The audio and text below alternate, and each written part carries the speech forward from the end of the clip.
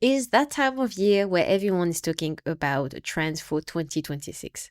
Every flavor house is announcing their flavor of the year. Every report is predicting what consumers will want next. And if you're a food and drink brand planning for the next launch, you may be wondering, should I follow these trends? The answer is, it depends. And today I'm gonna walk you through the biggest flavors and consumer trends for 2026, but most importantly, I'm going to show you how to evaluate whether they are actually right for your product or not. If you want to create food or drink products that actually taste amazing, get the repeat purchases and see your sales go up, you need a flavor strategy.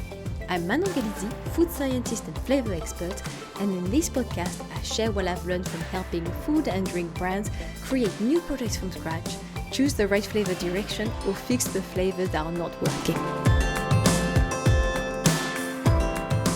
So let's dive into what's happening in the market, and then I will give you a framework for deciding which trends actually make sense for your brand and your product. The biggest flavor trend of 2026, which I'm quite excited about, is bold global flavors with regional specificity. So I love it because I have the feeling I'm learning something while tasting something, if that makes sense. So we are going beyond the classic Asian-inspired to actually specific regional profile. And I have to say, Indian cuisine, for example, has been a huge learning for me since I'm living in the UK, because in France, it's not necessarily a cuisine that you see very often. So I went to a lot of Indian restaurants, but when I started to go to specific regional ones, I saw a huge difference. It really opened my mind and my palate, let's say, to so much more specific flavor profile. That was so interesting. So we've been seeing product with more and more gochujang, but some of those are coming along. So I'm gonna be very sorry for my pronunciation through the entire episode. I'm just gonna say it now. So we are seeing things like ají amarillo from Peru. We are seeing West African spices like grain of paradise, and these flavors have so much more depth and complexity and also a story behind them. It's the same with peppers. So if you see different black peppers, white pepper, sorry, my pronunciation is terrible as well for pepper.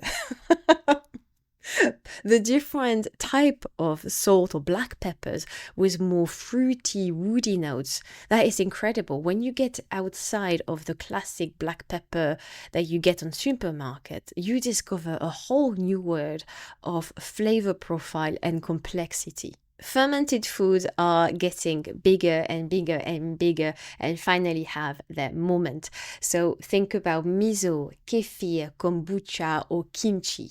And they bring their deep umami and savory richness that consumers want more and more. And the good thing is they obviously tie with the gut health trend, which is obviously going to get bigger and bigger. And I have to tell you this story. The first time I had kimchi, my brain wanted to spit it out. Not that the taste was wrong. It was just because I never tasted anything like that before. My brain was in safe mode, protection mode, and just thought, I never tasted anything like that before. This is not in our repertoire. So just spit it out just in case it is not safe to eat. So I had to force my brain, and I keep on trying it, and now I'm just loving it. So I think consumers are more and more familiar with this fermented taste, and they want more in their product. Then they are the botanicals flavors. I know what you're going to say. Yes, botanical flavors have been trending for years. But I think now we are moving away from the classic rose and then the flower. But again, we are adding more complexity and regional specificity with botanicals like mugwort, sorry for the pronunciation, Palo Santo, gentian root. This is something we start to see more and more, especially in functional beverages and low alcohol drinks. Next, every year flavor houses announce their flavor of the year. And in 2026, we are seeing some interesting choices. One of them is a dark sweet cherry.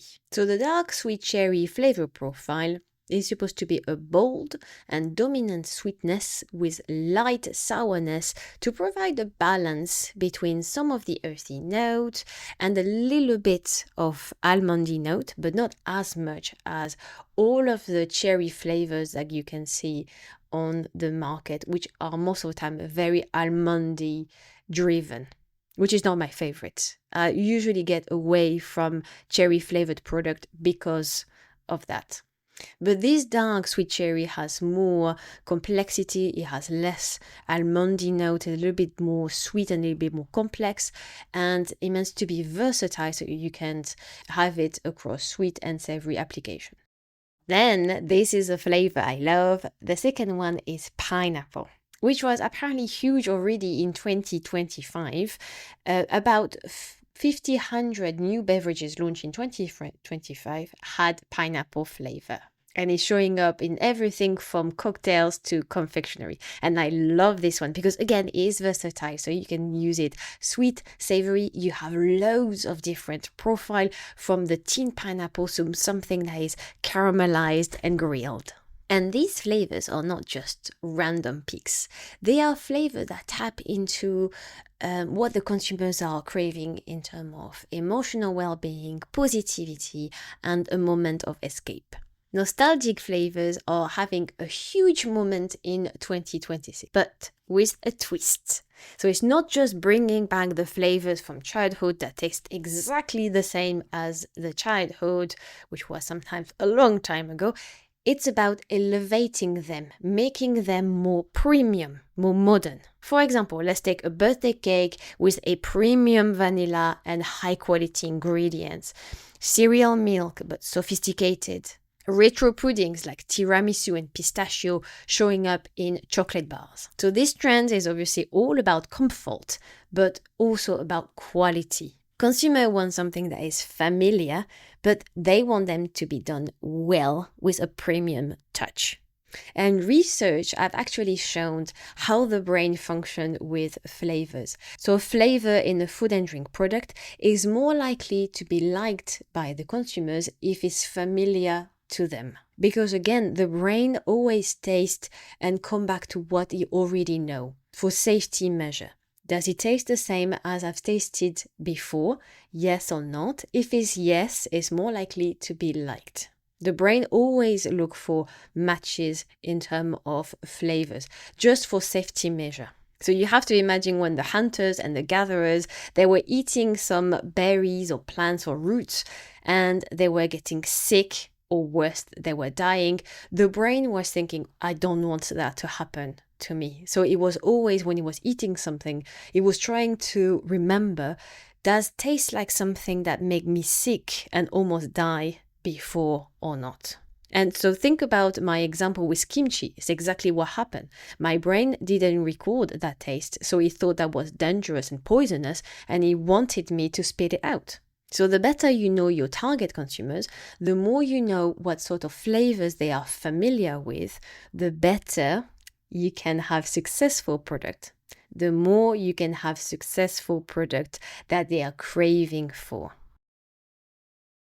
Another trend that is going to get bigger next year is confectionery.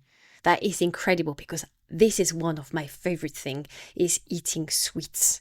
I have to say, this is my sweet spot, if we can say that. Which is great because in France, you have hundreds of different sweets. Haribo is obviously leading the way, but there are hundreds of different sweets. So every time I go back to France, I have to go to supermarket and buy some of my favorite sweets. Or when some friends are coming to visit me, they always bring a bag of sweets that I love. So this is something that is very close to me. Because here in the UK, there are not a lot of them. Even Haribos only have very few compared to the choice that you can have in Europe, especially Germany or France, for example.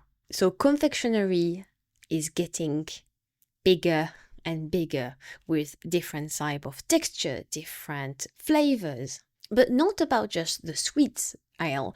We can talk about chocolate bars with different layers, with I saw quinoa puffed or crunch with a caramel chew, freeze-dried fruit for a burst of flavor. So different layers of texture and different layers of flavors as well. And again, we can extend it to protein bars or functional snacks or premium chocolate. It's all about creating a different experience. Another trend that is not going anywhere anytime soon is functional ingredients. Consumers don't want their food or drink products to just taste good. They want them to have functional benefits to it. So protein is still dominating and is not going to slow down anytime soon. Consumers want protein everywhere, even in gummies. But fiber is the new protein. How many times have we heard that we are not consuming enough fiber that is good for our gut health, that is good for mental health, but now is more important than ever?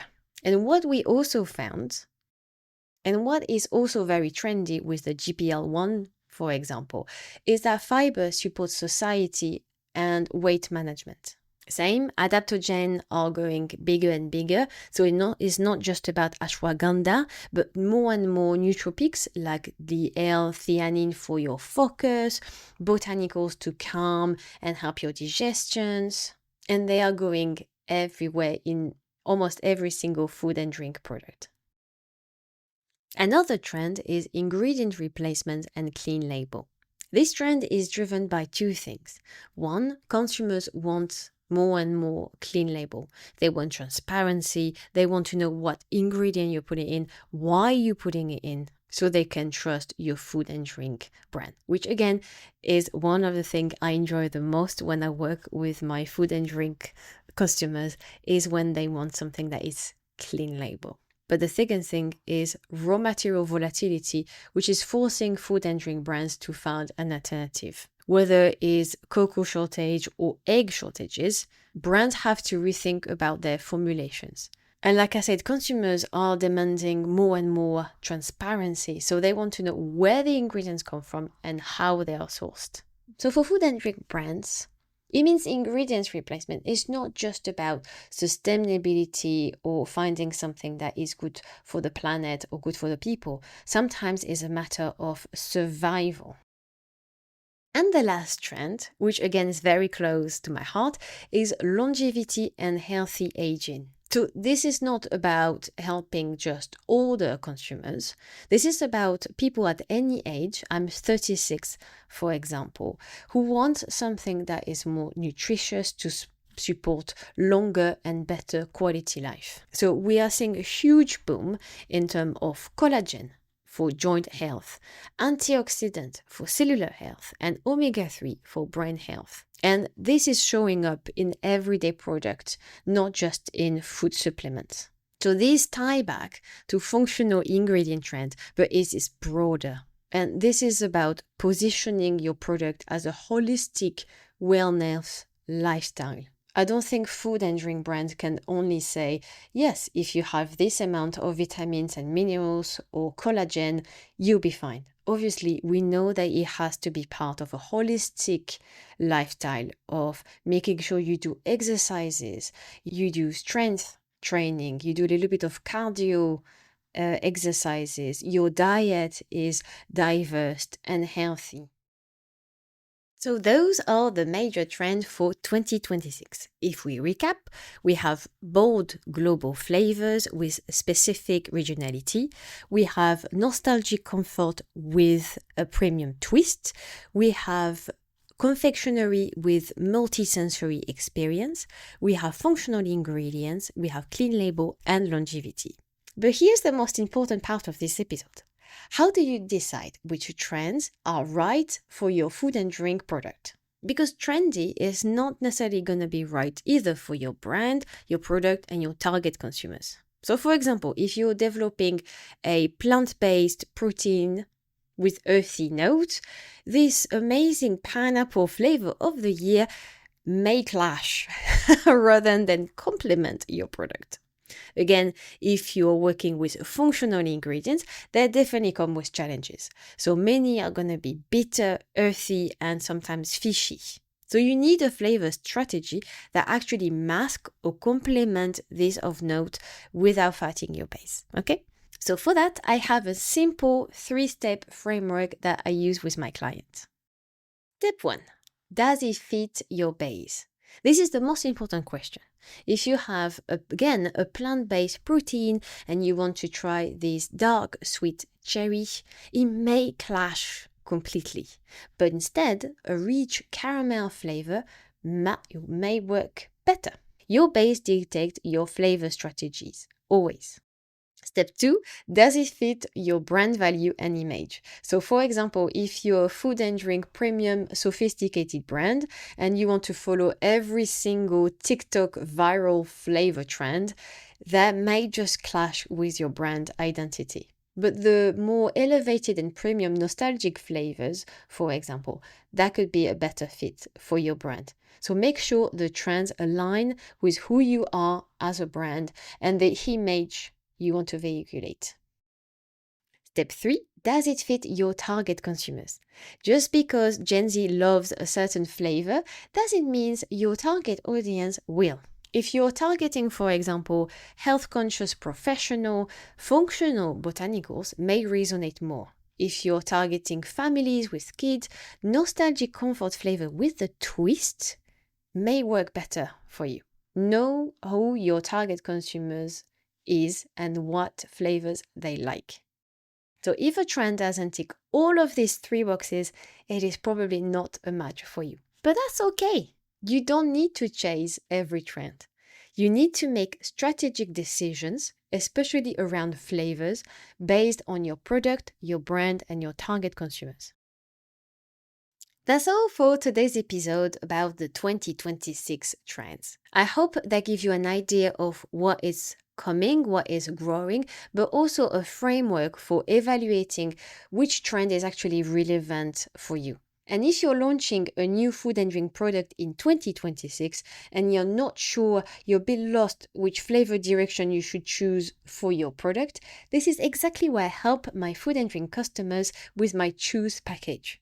We run structured testing, we identify the flavors that will actually work for your specific product, and we create a flavor strategy together. And if you found this episode helpful, please leave a review on whatever platform you're listening to this podcast.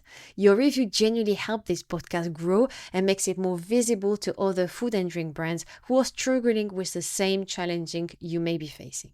And I will see you in the next episode. Bye!